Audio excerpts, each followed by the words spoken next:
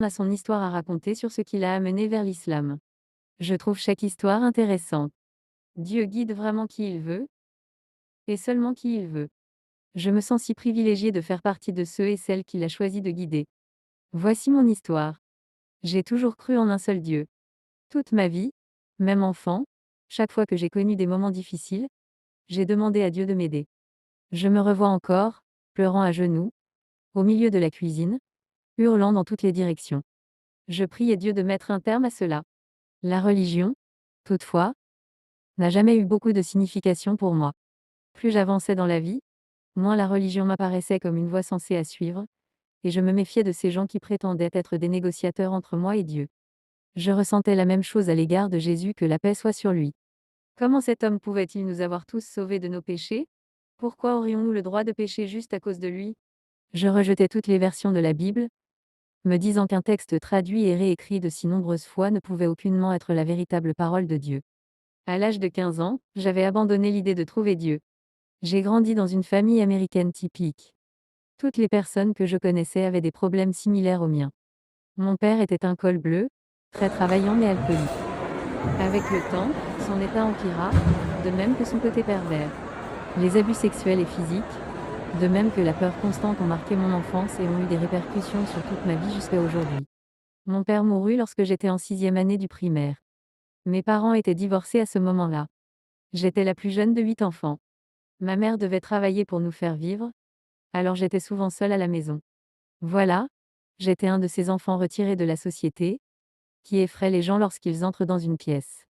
Je me mis à porter des vêtements noirs et du maquillage sombre. J'écoutais de la musique gothique et rêvais de la mort. Je ne craignais pas la mort, mais la voyais comme une solution à mon problème grandissant.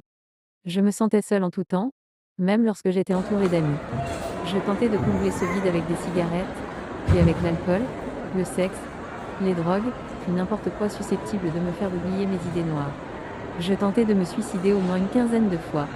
Peu importe vers quoi je me tournais, la douleur que je ressentais au fond de moi ne s'estompait jamais. J'étais encore au collège lorsque je tombais enceinte de mon fils. Je craignais pour sa santé, mais je ne pouvais me résoudre à le donner en adoption. Je travaillais sans relâche pour le faire vivre. Refoulant au fond de moi toute ma douleur et ma colère, je modifiais quelque peu mon mode de vie. À cette époque, je n'avais plus confiance en personne.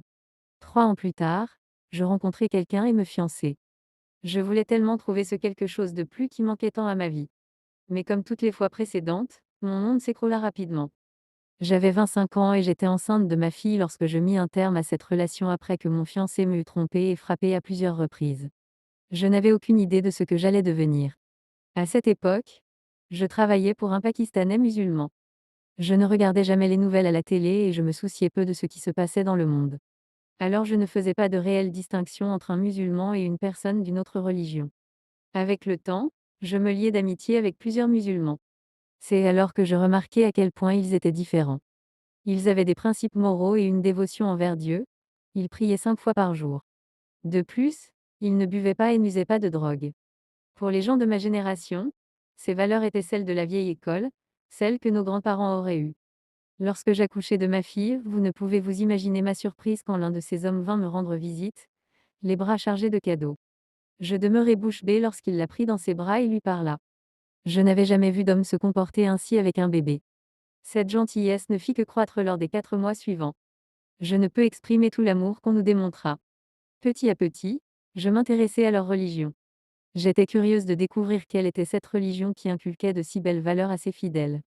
Je partageais un logis avec cette autre personne lorsqu'un soir, je demandai à un colocataire de me prêter son ordinateur.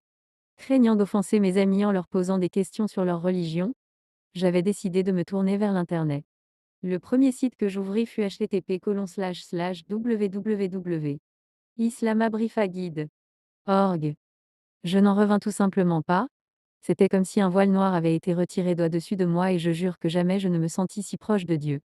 En moins de 24 heures, je prononçai la Shahada, profession de foi. Depuis, la majeure partie de mon temps est consacrée à la recherche et à l'étude de ma religion. Pour la première fois de ma vie, quelque chose a été en mesure de me libérer de ma colère et de ma douleur. J'aime et je crains Dieu, ce Dieu qui a remplacé ma douleur par sa lumière et ma foi en lui. Depuis ma conversion, Dieu m'a réellement béni. Il m'a donné la force de cesser de fumer et de boire, Et cela fait maintenant 2 ans que je n'ai plus touché à aucune drogue. Je suis mariée à un musulman des plus merveilleux qui a pris mes enfants sous son aile et en a fait les siens. J'ai aujourd'hui ce que j'avais depuis toujours désiré, une famille. Toutes les louanges appartiennent à. Choisissez un pays.